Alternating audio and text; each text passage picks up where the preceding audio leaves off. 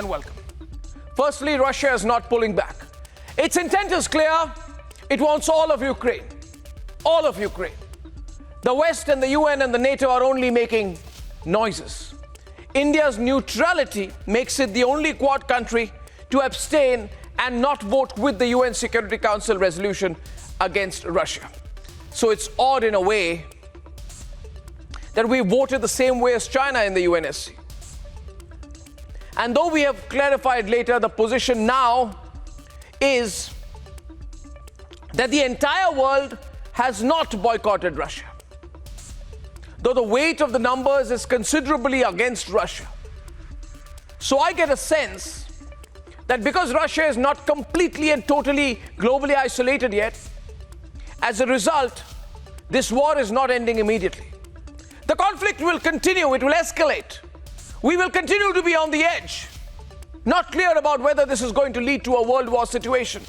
The situation would continue to escalate on with Russia, either till Russia takes over Ukraine or backs off. And for it to back off, the West has to respond militarily, which it will not. So though I am in no position really, and nowhere am I a geostrategic expert to prophesize, simple common sense is that Ukraine being taken over by Russia seems a bit of a foregone conclusion. Yes, the people of Ukraine are likely to fight back. And I think it's going to be expensive in the medium and long term for Russia, which will face an insurgency in Ukraine, which will find it impossible to manage the situation in Ukraine. But for the moment, Russia continues to have the upper hand militarily. And viewers, tonight on this debate, I intend to throw open on my global panel the bigger question: is the West in any position to preach on international law when it's been violating it all along? Is the West in any position to preach on the territorial integrity of other nations? And is it at this precise point, this hypocrisy, why Ukraine is in this position? While the Russians cannot defend targeting civilians, the fact is that they are playing by the rules that America has followed in the past. So let's expand the debate on Republic and bring in the question of who has violated international law, when, and because of that reason, where this is likely to go next. We have a big panel, pro and anti-Russia, pro and anti-America. And as of now, ladies and gentlemen, Putin is still pushing, and it's Russia versus the West. That's my first debate tonight. Delighted to tell you that the former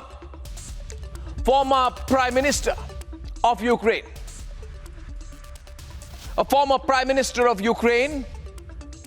Mr. Oleksiy Honcharuk, will be joining us.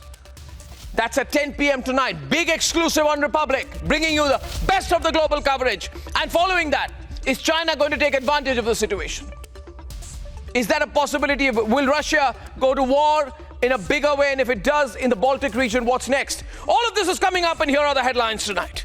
Ladies and gentlemen, before that, let me go across to our first report.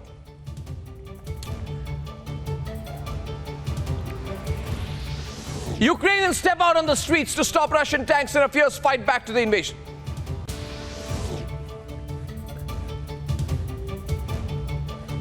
Even civilians not spared. Residential building in Kiev attacked in Russian shelling. Children injured in the strike.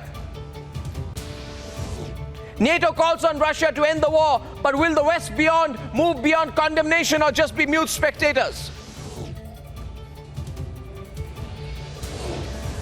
Ukrainian President Zelensky speaks to Prime Minister Modi, wants India's political support at the UN Security Council. 219 Indians returned to India from war-torn Ukraine. More evacuation missions are to follow fast. And from the attack site to the bunkers, the Republic Media Network has redefined global conflict and war coverage.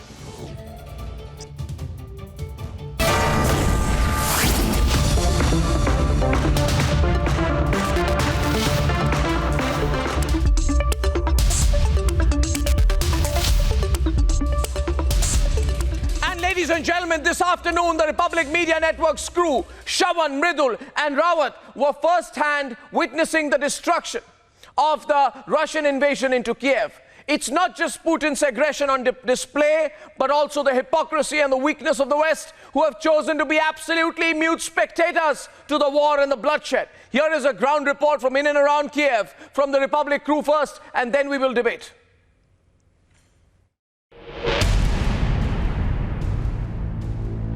We have to leave from here.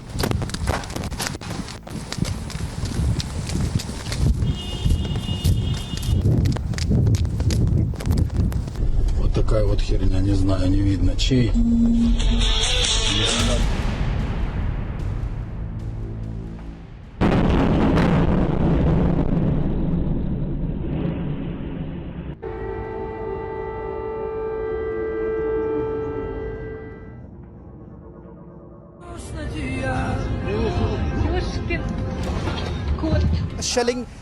Shelling took place in a residential area. Right now, what you see behind me is the impact of that shelling that took place. We are being told by the locals in this area that between 8 to 9, that's when the attack took place. Let me just tell you, by the visuals that you're seeing right now, perhaps you would feel that this is an industrial area. That's not the case. This is a factory right in between a residential area in Volensky, where we are currently reporting from. Just on the other side, there are multiple such residential buildings. In fact, Lobanovsky Avenue, from where a short while back Republic TV was showing you those images of moments before the attack, the missile attack took place. That's just behind us, but that area has been completely cordoned off.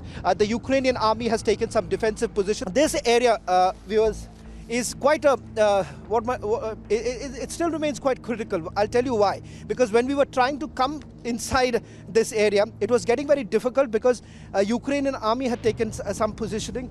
There has been a gun battle that has taken place in some of the areas that are nearby. So clearly, things have become very, very volatile at this point in time. We are trying to get you reports soon after these.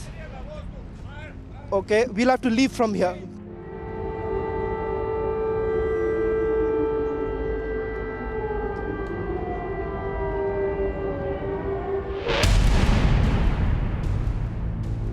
किस तरह से एक रूस की media propaganda चलाने की कोशिश कर रहे थे। कल दोपहर को जो एक प्रोपेगेंडा चली थी कि यूक्रेनियन प्रेसिडेंट ने वो बंकर में जाके छुप चुके थे, साफ तरीके से पता चलता है कि एक तरह से वो प्रोपेगेंडा था, क्योंकि कल शाम को, देर शाम को जो एक वीडियो उन्होंने रिलीज़ किया, उस वीडियो में उन्होंने साफ तरीके से कहा कि वो यहीं पे है। Всім доброго ранку, українці. Зараз в мережі дуже багато з'явилось фейкової інформації, що, немов я закликаю складати зброю нашу армію і йде евакуація. Значить так, я тут, ніяку зброю ми не складемо, будемо захищати нашу державу, тому що наша зброя – це наша правда. Наша правда в тому, що це наша земля, наша країна, наші діти, і ми все це будемо захищати. Ось і все. Ось це і є те, що я хотів вам сказати. Слава Україні!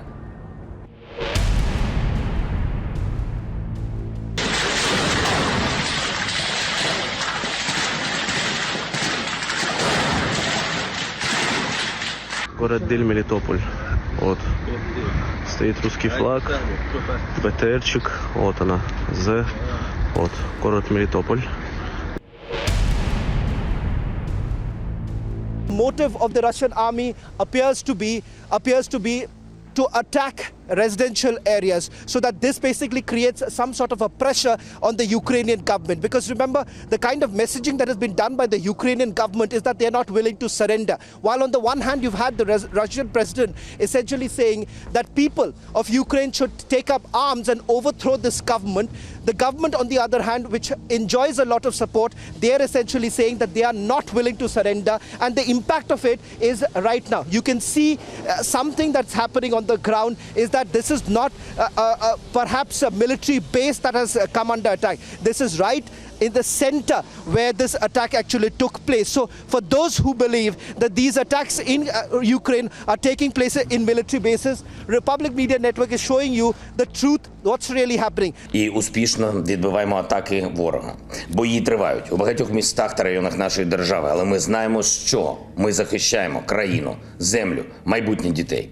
Київ та ключові міста навколо столиці контролюються саме нашою армією. Окупанти хотіли заблокувати центр нашої держави і поставити тут своїх маріонеток, як у Донецьку. Ми зламали їхній задум, вони не отримали жодної переваги над нами. Ukraine is fighting back. They are defending themselves. And as I said earlier to Jen, we certainly have seen indications that the Russians are not, in every case, making the progress that they thought they were going to make.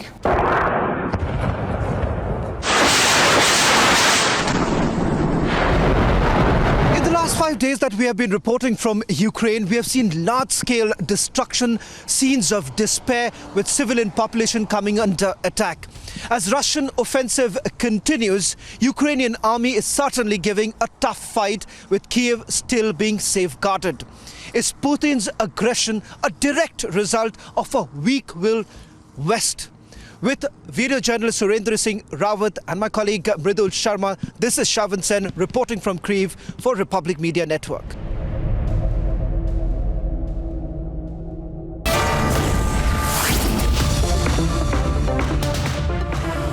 And on our global panel this evening, I have with me Pavel Podvik. He's director of the Russian Nuclear Forces Project, and he's joining us from Geneva. We have Charles Skopchin, Senior Fellow of the Council on Foreign Relations and Professor at Georgetown University in Washington.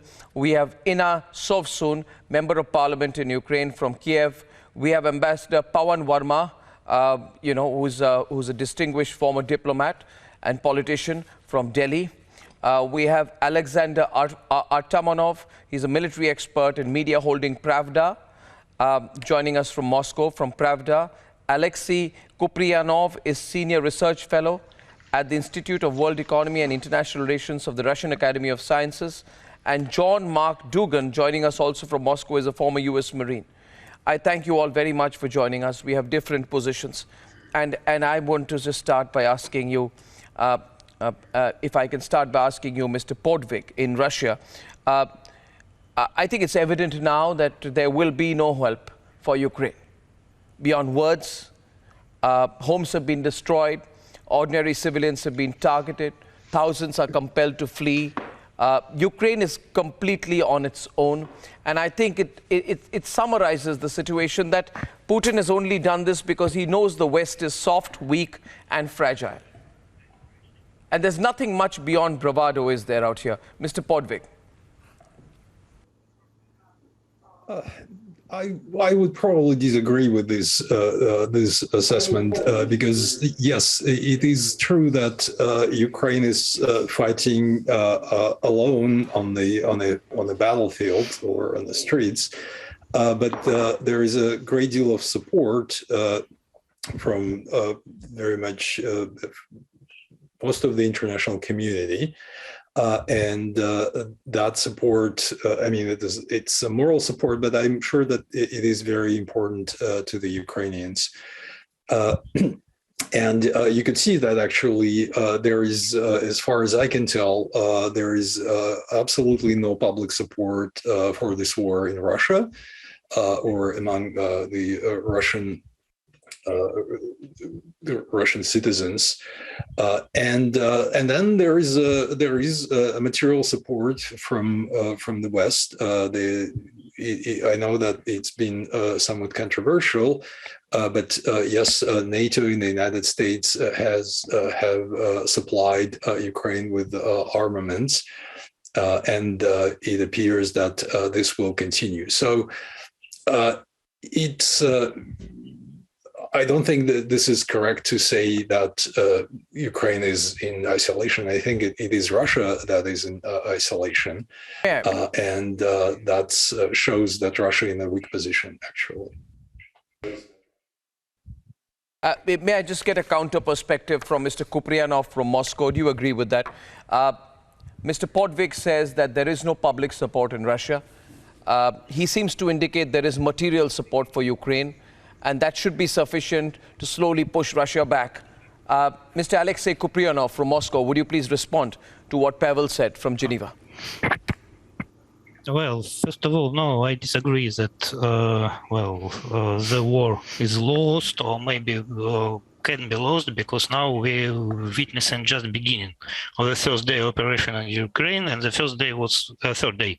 And first day was very successful for Russian troops. They suppressed Ukrainian air defenses mainly and launched a rapid offensive in several directions. But every day is more and more chaos in action on both sides, because neither of them has the experience of military operations of this scale. And but now, so far, just about 20% of concentrated troops are involved in the operation. So I think everything will be decided within 3 weeks. And so I'm not sure that Western weapons or Western money will help Ukrainians. But it's unlikely, of course, that the Ukrainian defense will collapse earlier than 3 weeks. So you feel that the longer it lasts, I'd like Arnab Sovsun, Member of Parliament from Ukraine, to respond from Kiev, please. Our friend from Moscow says that it'll take 2 or 3 weeks, but the longer it lasts, the more an upper hand Russia will have. What is the sense you get from Kiev? Well, first of all, he's not a friend. He's a damn who has invaded my country. There are Ukrainians fighting on the streets, and we are 40 million. You have 150,000 troops collected on Ukrainian border. I want you to hear this. We are 40 million people, and every single one of us will be fighting you bastards as much as we can. We are fighting you on the streets. We have killed every single Russian who entered Kiev. And that is what we are planning to do in the future. Do you hear me now? Do you hear that? That is exactly what we shall be doing. Have you seen the bodies of your coming here to Kiev? They have been burned like hell.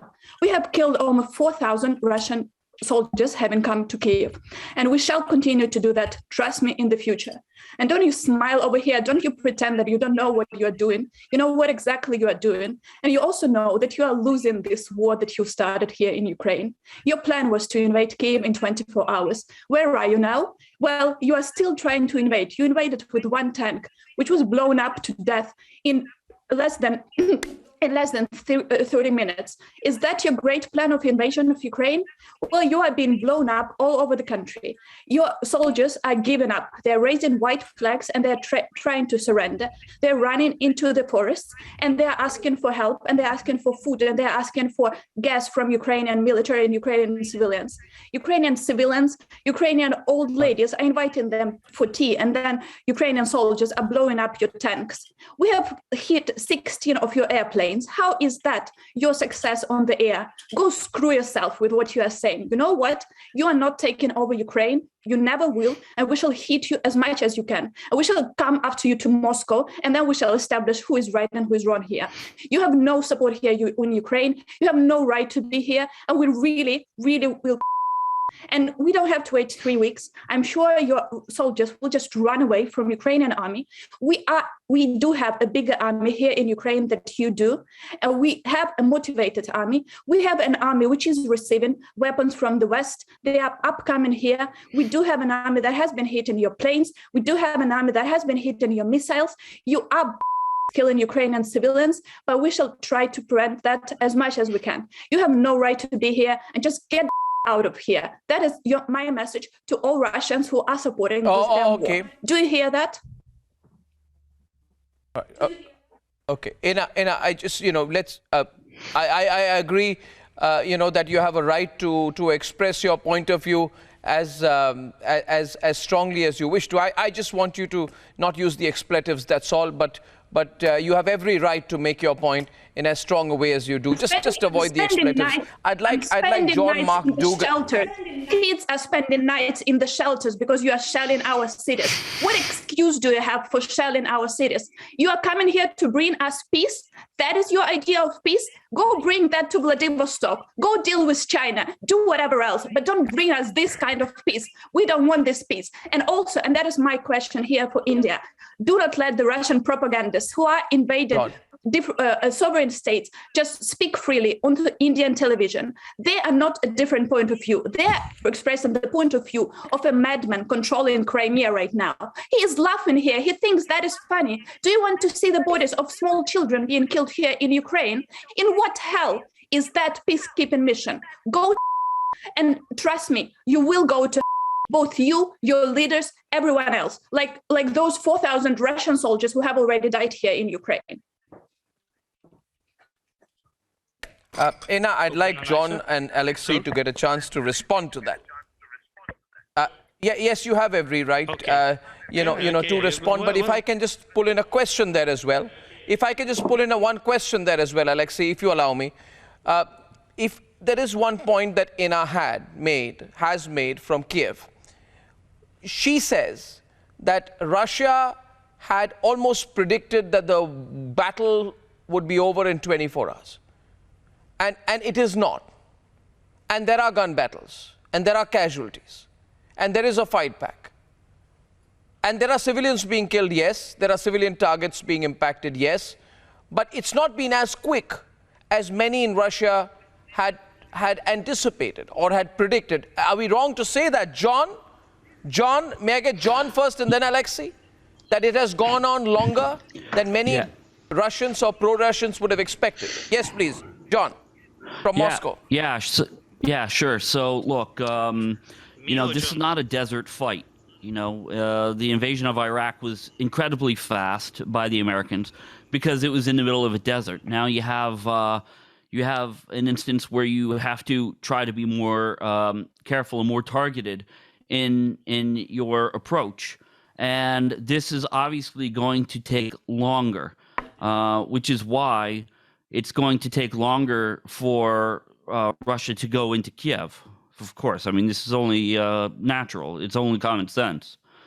That being said, I feel for this lady here. I mean, nobody wants a war except for America. And I understand her emotional state. Nobody wants this war. The Russians don't want the war. The Ukrainians don't want the war. But, this is really an incident that has been pushed by America, forcing Ukraine to try to get NATO to go into Ukraine, sticking American and European weapons on the borders of Russia, and it also stems from issues that are happening in Donbass. There's only so much that you can take before you, as a leader, you say, you know what, I mean, you got to do something at some point in time. I mean, look at what America is facing with I'm so North sorry. Korea and I'm Iran. sorry for interrupting you, but Russia invaded Ukraine in 2014. Back in 2014, we were officially a neutral state. We were not part of NATO in 2014 when Russia annexed Crimea. We were not declaring that we want to join NATO in 2014 when Russia started war in Donbass area. What was the reason for Russia invading Ukraine in 2014? Did that have anything to do with NATO? No, it didn't. Because what Russia is doing right now has been explained by the Vladimir Putin speech about pseudo-history that he is making up about Russia making up Ukraine. Let me remind to all Russian listening to this that Ukrainian kings have actually established Moscow. Please, That language, please, language. No, let's avoid the expletives, please. Even in our disagreements, just avoid that, please. Thank you. I'm making a second request to you, Inna. You can make your strong points, but I take exception to the language you are using. Please continue. Yes, but don't use the expletives. Completely avoidable. Yes. I'm sorry. It is very tense here and emotional, as you can imagine. So what Vladimir Putin said was that he believes there was a mistake that Ukraine was created as an independent state. He did say that in that speech that Ukraine should never have left Soviet Union. That is his problem, not the fact that we are joining NATO, not the fact that we want European integration, nothing else. He will not stop at anything less than Ukraine going back to the Soviet Union, because that is his dream. So don't tell me that this is the United States war. It is not. We don't have American troops on the ground. We have Russian troops on the ground here. Yes, it was Vladimir yes. Putin who started that. And he didn't yes, start You that don't have because American he troops on wanted the to ground NATO. because America stuck you with a bill of goods that they're not going to fill. That's why. They want to push NATO, That but when it comes time to back you up, they turn and run. It was Putin who invaded Ukraine. It was Putin who did that in 2014. And that has nothing to do with NATO membership for Ukraine. We were officially a neutral state. And that is really important for the whole Indian audience to understand. Putin did not invade us because we were a threat to him. He invaded us because he wanted to. May I just also tell you this, there is a historical precedent we need to talk about. I'd like to bring in Pawan Verma here. Very, very distinguished Indian diplomat, been our ambassador in many countries, now very prominent figure in Indian politics. Can I get him into this debate? Because I think he might just give a middle of the road perspective on this. And I think it's really ironical, the situation here, Mr. Verma, because I think the West cannot feign outrage and issue sanctions when it was Germany, France, Austria, Belgium and the Netherlands who persistently denied Ukraine membership into the European Union, which makes me feel, is the West just using Ukraine for its immediate military purpose? And wasn't it the West, Mr. Verma, that cheered the fall of democracy in Ukraine in 2014 when the sitting president was removed? And now they are talking about democracy. They perhaps enabled the revolt against the democratically elected Ukrainian president in 2014. At that point of time, the American ambassador to Ukraine, Jeffrey Piat, proclaimed his toppling as a great day for our history books. So I think in a way, Mr. Verma, the Americans have used Ukraine and Ukrainians and now letting them deal with it. Yes, please. Thank you, Arnab. I see that it's an emotional moment for many of your panelists.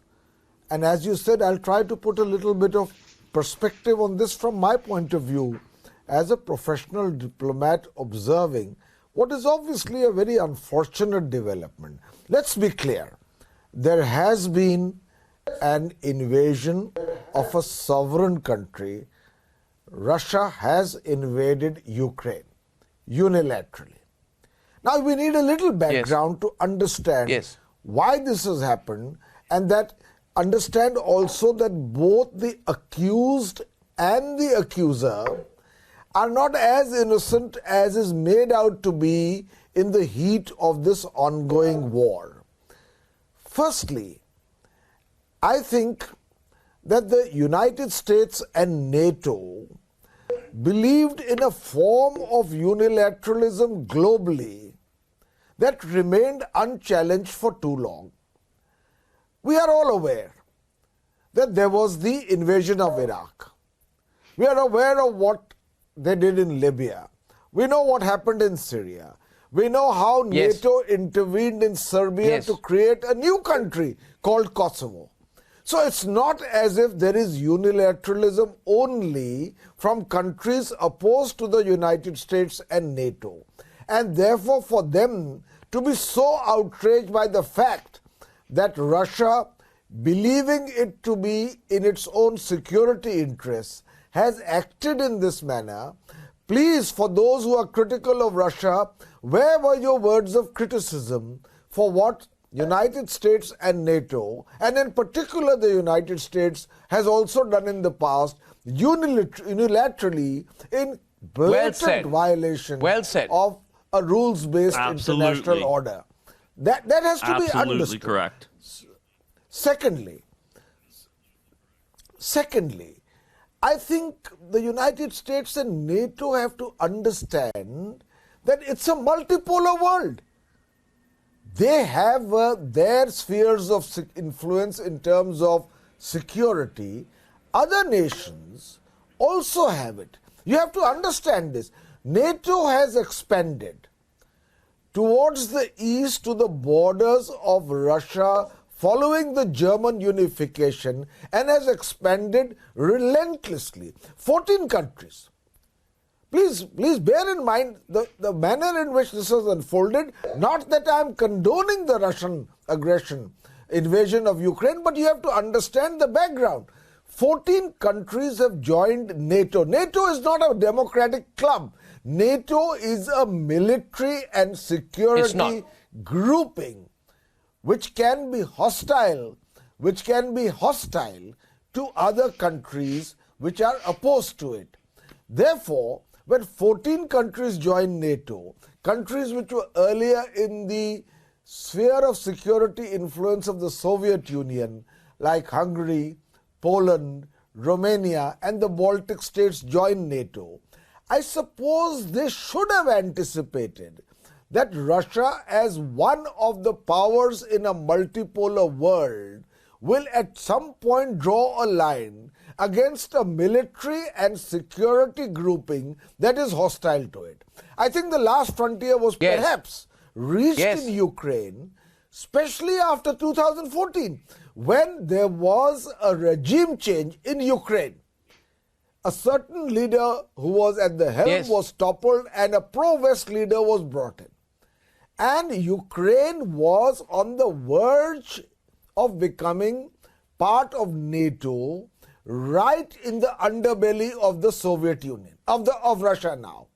So you have to bear in mind that the United States and NATO have to understand the limits of unilateralism and how far they can push Russia in this matter.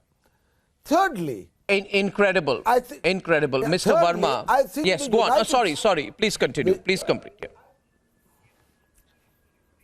No, just a last point, and I will come in again if you like. Thirdly, the United States must understand what are the consequences of its action in the provocation that has led to this unfortunate invasion against Ukraine. It has shown other countries the way to act in their own security interests or in pursuit of their global ambitions, fully aware that the United States and NATO, when it comes to the crunch, will not put boots on the ground. So it has emboldened, in one way, other forces like China. And you have the situation of China and Taiwan. China has 200,000 troops massed on our borders. It has already moved into certain areas of India.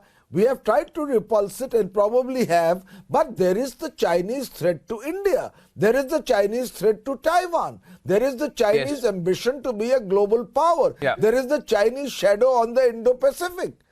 You must accept that there has to be a global order which is multipolar, and the United States and NATO are entitled to protect their spheres of security interest like other nations have. And as far as last point, and I'll finish in 30 seconds. I think so. India, what does India do? When China invades India, did the United States stand with us? Did NATO stand with us? When India became a nuclear power, and we are very happy that we did in order to protect our interests, did not Ukraine completely condemn us in the Security Council?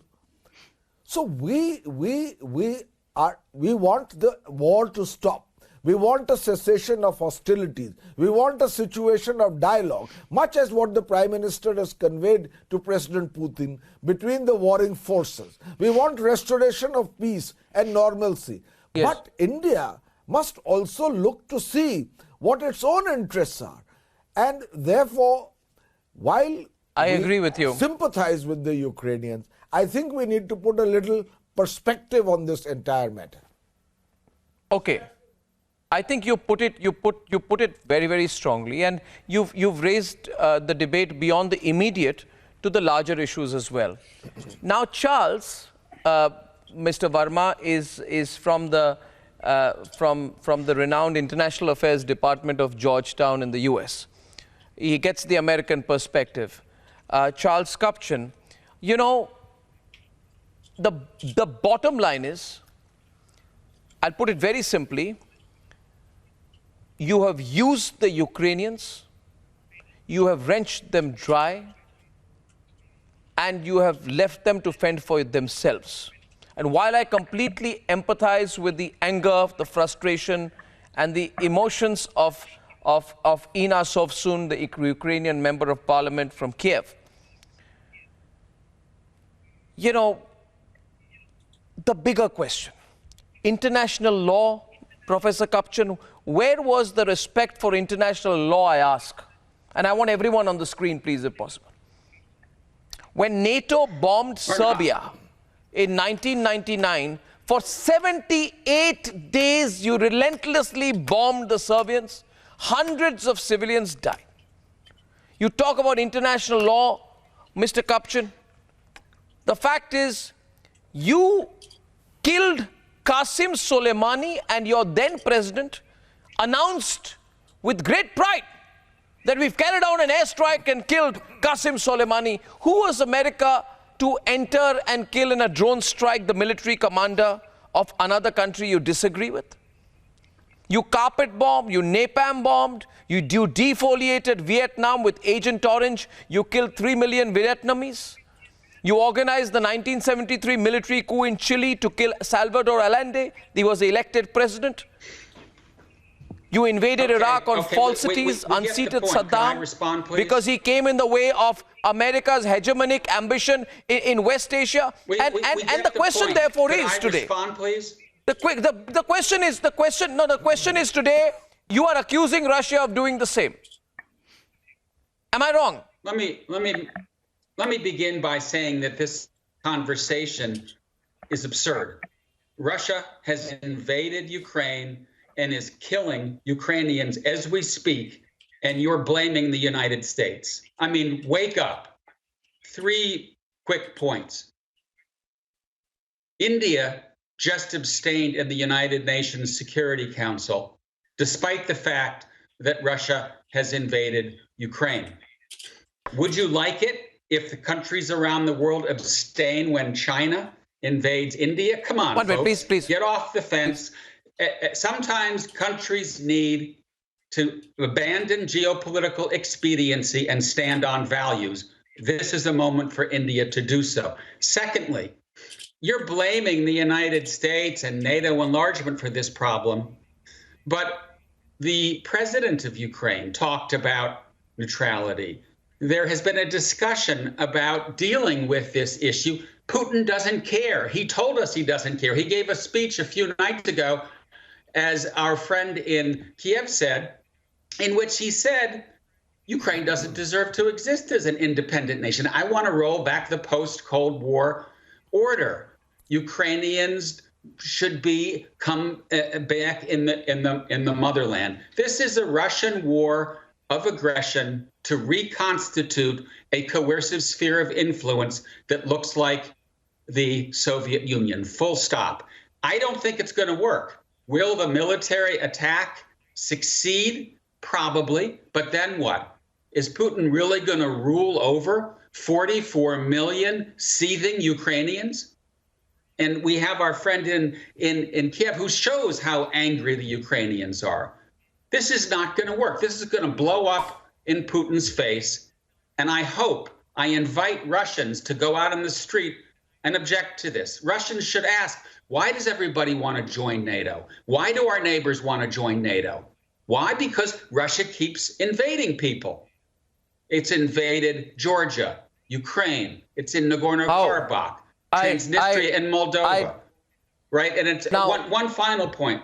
Professor you say Kapchan, that this is about the West being weak. Professor Kapchan, allow me. What you're seeing is the West organize solidarity against Russia. West, the nations Professor Kapchan. We're seeing serious sanctions against Russia. Yeah. Most of the world is coming together against Russia. India should get off the fence. Okay, now I'll tell you something, Professor Kapchan. And I hope that you will allow me a decent response, and then Ambassador Pawan Verma will respond to you. I see John wants to respond to you.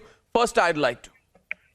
First of all, with the greatest of respect, Professor Charles Kupchan, you have no moral standing to talk. You are in no position, you as in America, America is in no position to pretend to be the guardian of democracy and human rights. You are the worst perpetrator of atrocities. You, in Barack Obama in 2011, intervened in a nascent Libyan civil war, you know, using the NATO and Arab League partners, prolonging the war for 1 decade. You launched armed conflict in at least 6 countries. Iraq, Syria, Yemen, Somalia, Niger. You carry out drone strikes. You've killed thousands with your drone strikes. You run Guantanamo Bay, where you run it on a 1,000-year-old ridiculous lease. You dropped atom bombs, killing 1,99,000 people in Hiroshima and Nagasaki. The Russians have invaded You dropped napalm Ukraine. bombs. Why No, are we I'm not. talking I'm going to about talk the about the Russians past. invading Ukraine? No, I am. Allow me. It's difficult, I know, for you to US hear went this. into But Libya since I to listened to protect you till you civilians. completed, It you went must into listen Kosovo. to me. You must Why did listen the to me, US sir. organize an Sir, you must intervention in listen to Kosovo? me. Because the Yugoslav army No, 1 was second. We'll do what we killing want. Albanians. No, we'll do.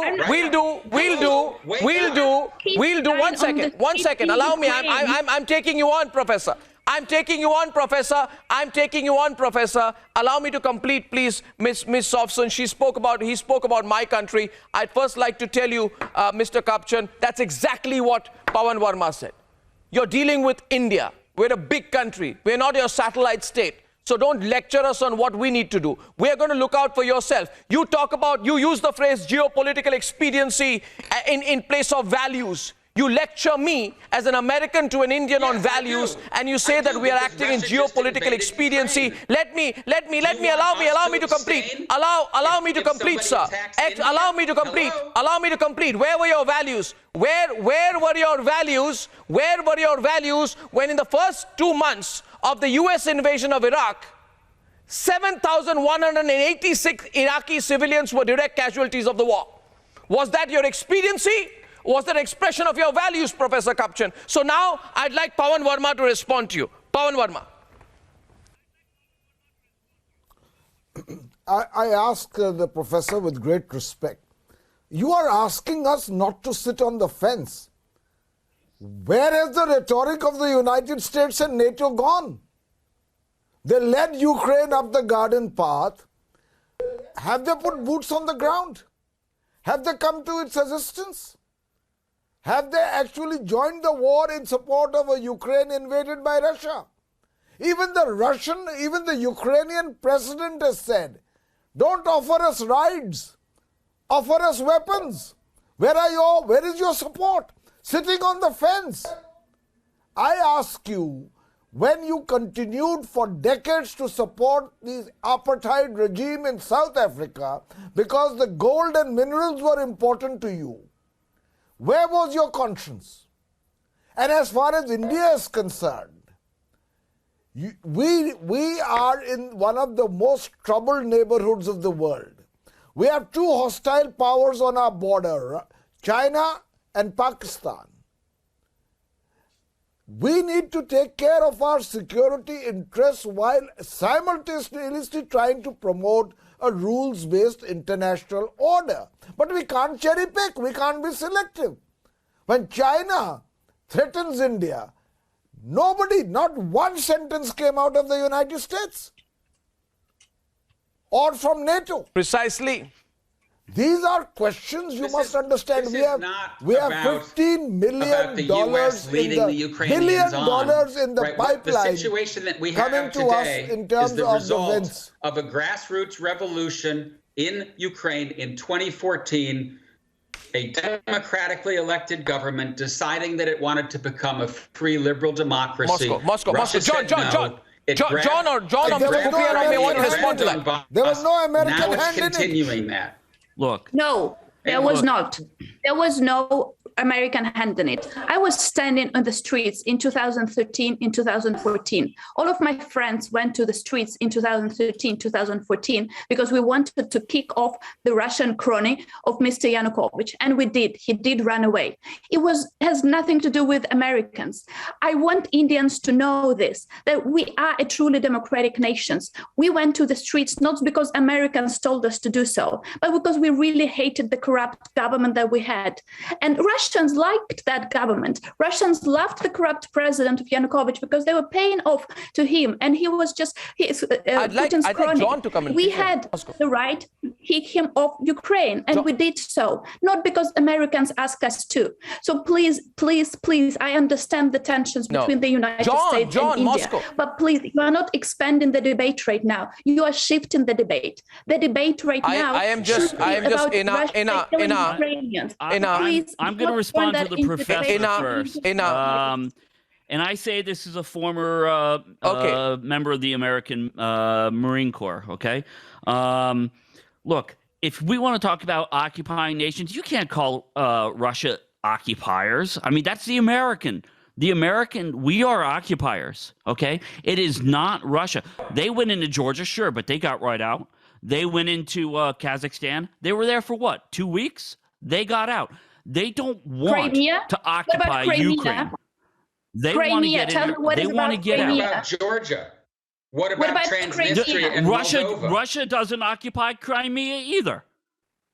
Oh, sure, yes, it just does. grabbed it for No, it doesn't. It was a referendum. The native Russian population that lived in Crimea arranged in 3 days after military men came into Crimea, and they arranged a referendum in 3 days. I do believe that democratic Indian audience would never believe that a referendum was arranged under military control with assault rifles, people walking around the streets in Russian military uniforms, and they conducted a free democratic referendum. I know, because I've been to Crimea and I've spoken to the people there.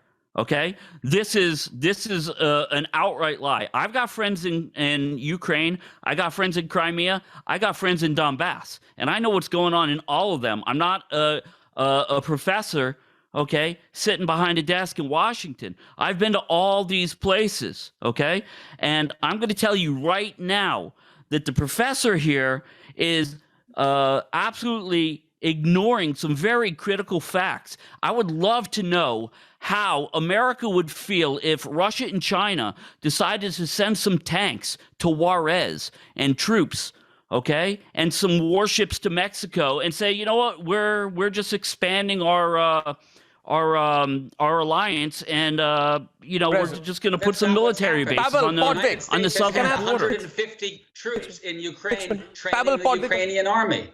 The Russians have intervened. They violated international law. They are now killing Ukrainians on the streets. The Russians and you guys intervened? are sitting here and blaming the United States. Dude, just a minute. John, stop. Just a minute. Can I come in? Can I come in? Someone mentioned Crimea. I think it was Ina who mentioned Crimea from Kiev. Now, Ina, I'll tell you one thing. You should have realized. See, I tell you one thing. I have only Russia should never trust the Chinese, and the Ukrainians should never trust the Americans. But there's one other thing I want to say. You mentioned Crimea. What did the US do when Crimea was annexed? Putin knows the West will not fight for Ukraine. They will leave you in your bunkers. They will leave you in your apartment blocks. And as you are being bombed, they will not raise their hand for you. And the fact is, this war began, I think, in 2017. Can I get Pavel Podvik, please, on the screen, and everyone on the screen? This war began in 2014 when the European Union and the US turned an absolute blind eye to the Crimea annexation, and Putin realized that the West will never fight for Ukraine. Yeah, Mr. Podvik, am I wrong? I think it's quite rich to blame America for Russia's annexing Crimea. I think it was these were Russian troops that came to Crimea and took it over, and it's never been. There is a good evidence what did the Americans referendum was How is Well, that an but excuse what could that they Americans did nothing? How is that an excuse for what the Russians did? I mean, you first blame America for intervening everywhere, and then when Russia annexes Crimea, you blame America for not intervening there. It's not logical. And then on a larger point, I think again there is a lot of there were a lot of injustices done in the past, distant or recent past, and we could debate whether I don't know. The bombing of Serbia in '99 was the right decision or not, or whether the occupation war in Iraq. And I would argue that no, that was wrong. But that does not mean that gives Russia the right to invade Ukraine and bomb cities. I agree. This is just. I agree. These are just. I agree. But this is just. I agree. Not the kind of debate that we should be Mr. having. Podvik, I am with you. No, Mr. Pavel Podvik, you are completely correct. I agree with you. It does not. Should stop No, 1 minute. I'd say this. You are right. You are right. What America did with the Contra rebels in Nicaragua, or what they did when they launched airstrikes on Syria or Iraq, does not justify what Russia is doing. I'm only saying here, if there's going to be resetting of the global order, then we've got to have the same rules for everyone. That's true. Well, I would totally support that, and I'm all for having taking America and holding the United States to account. That's perfectly fine. It just I do think this is wrong to point at various things that any country, America included, did in the past, and say, "Oh, now everything is possible." Yeah. No, it is not. No. You should not be allowed to I'm not saying invade that. other countries, and that applies to Russia agree. today, and it did apply to other countries in the past. I mean, that should be simple. I'm with you. I'm with you on that. I'm just so short of time, but can I say one thing, that I think India needs to play a role. I think we will. No country can remain neutral. And at end of the day, I think I'm happy that at least we spoke to each other on this panel. And however angry or upset people have been, we managed to have a conversation at a time like this, which is remarkable, isn't it, in its own way. I thank you all, ladies and gentlemen, for that debate. On the other side, very short break, I'll have the former Prime Minister of Ukraine joining me on what he thinks of the present situation, what he thinks of what Zelensky is doing, and whether Zelensky will be able to hold out, and for how long, in a few minutes.